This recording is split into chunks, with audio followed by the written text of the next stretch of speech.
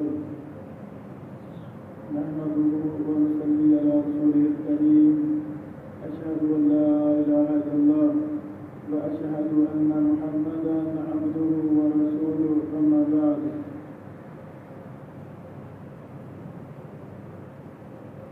فقال رسول الله صلى الله عليه وسلم: الإسلام يعلو ولا يعلى عليه. رسول اللہ صلی اللہ علیہ وسلم نے ارشاد فرمایا: اسلام غالب ہے، مغلوب نہیں ہے۔ حضرات گرامی، مسلمانوں پر ظلم کی داستان کسی نہ کسی خطے میں ہم سنتے رہتے ہیں۔ اسلام نے جو ہمیں تعلیمات دی ہیں اس کے مطابق تمام امت مسلمہ کا جسد واحد ایک جسم کی طرح ہے۔ اگر برما کے مسلمان کو تکلیف پہنچتی ہے،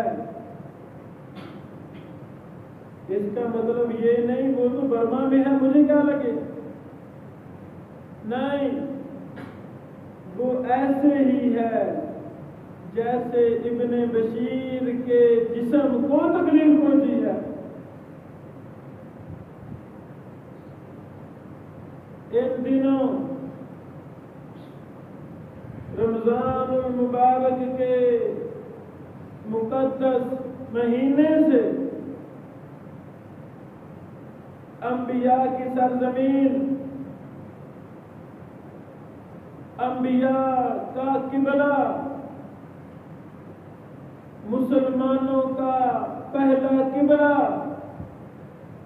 میری مراد بیت المقدس پر کفار ظلم و زیادتی پھر کر رہے ہیں۔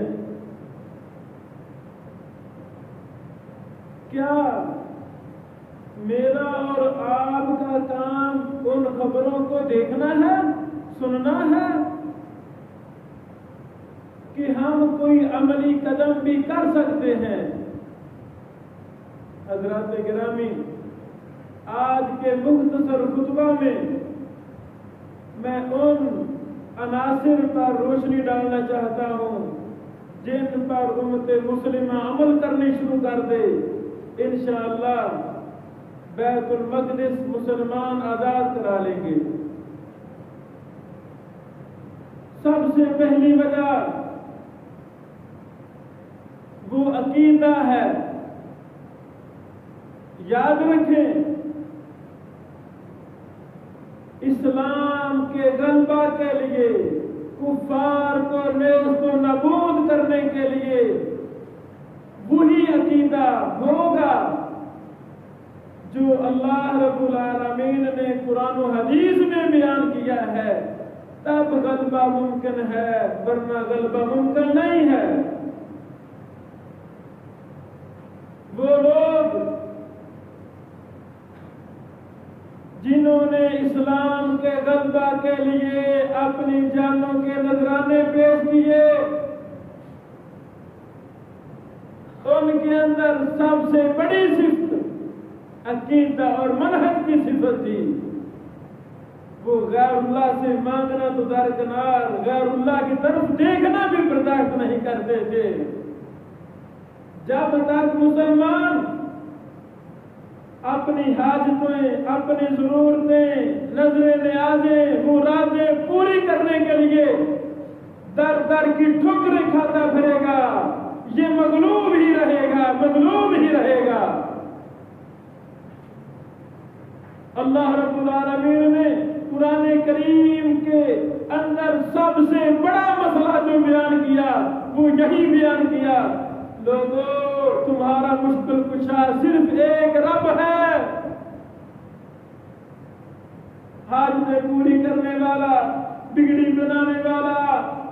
औलाद देने वाला, सब कुछ अल्लाह रब्बुल आलमीन है। वही नफे का मालिक है, वही नुकसान का मालिक है।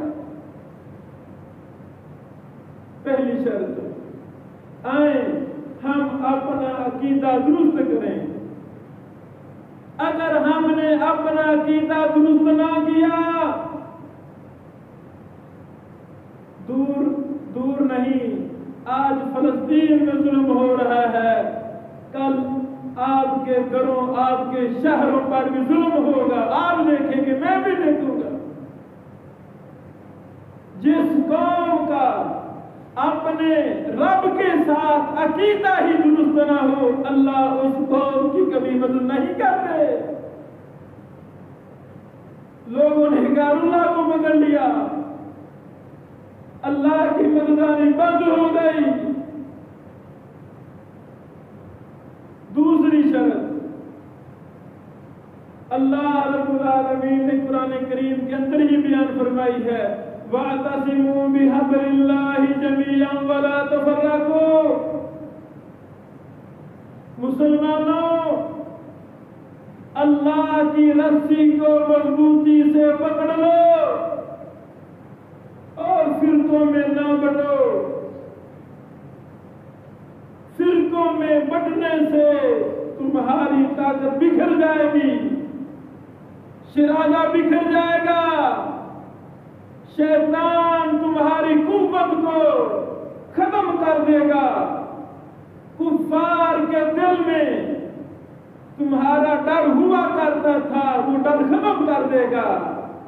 अब कुफ्फार को भी पता है, ईसाई यहूदियों को भी पता है कि मुसलमान फिरकों में बटे हुए हैं और मुसलसल बढ़ते जा रहे हैं। अल्लाह की रस्सी से मुराद क्या है? कुरान और हदीस। अल्लाह की रस्सी से मुराद क्या है? ला इलाहा इल्लल्लाह मुहम्मदुर रसूलुल्लाह। किसी इमाम की पैरवी नहीं, किसी वली बुजुर्ग की पैरवी नहीं, सिर्फ दो चीजों की पैरवी का नाम अल्लाह की रस्सी है। एक कुरान, दूसरी हदीस, तीसरी कोई चीज नहीं है। हजरत गिरामी, जब तक मुसलमान कुरान और हदीस को लाज़िम नहीं पकड़ेंगे, उस वक्त तक ये गालिब नहीं आएंगे। जिन लोगों ने कुरान और हदीस को लाज़िम पकड़ा था, उनका नाम सुनकर कुफ्फार थर थर कांपते थे। उनको पता था, वातसिमू बिहब्लिल्लाहि जमीअन वला तफर्रकू की अमली तस्वीर पर सहाबा मौजूद है, ताबीन मौजूद है, मुहद्दिसीन मौजूद है, मुजाहिदीन सिपा सलार मौजूद है। मोहम्मद बिन कासिम कुरान और हदीस की रस्सी को लाज़िम पकड़ने वाला मुजाहिद था। सिंध की मेरी और आपकी बहन ने पुकारा था। वो दो नहीं थी, 100 नहीं थी, 50,000 नहीं बहनें थी, सिर्फ एक बहन ने पुकारा था। जब हिंदुओं मरहटों ने उस बहन की इज्जत को तार तार करने की कोशिश की थी। हजरत गिरामी, जिनका अकीदा दुरुस्त होता है, जो अल्लाह की रस्सी को लाज़िम पकड़ते हैं, वो कभी भी कुफ्फार को जुल्म करने नहीं देते। अब चूंकि हम बढ़ चुके हैं, तो फिरकों में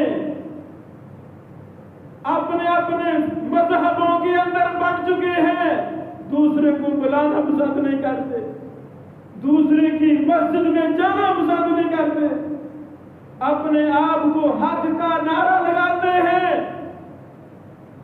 हजरत गिरामी, तीसरी अहम शर्त कि हम बैतुल मक़दिस को कैसे आजाद करवा सकते हैं। अल्लाह अकबर।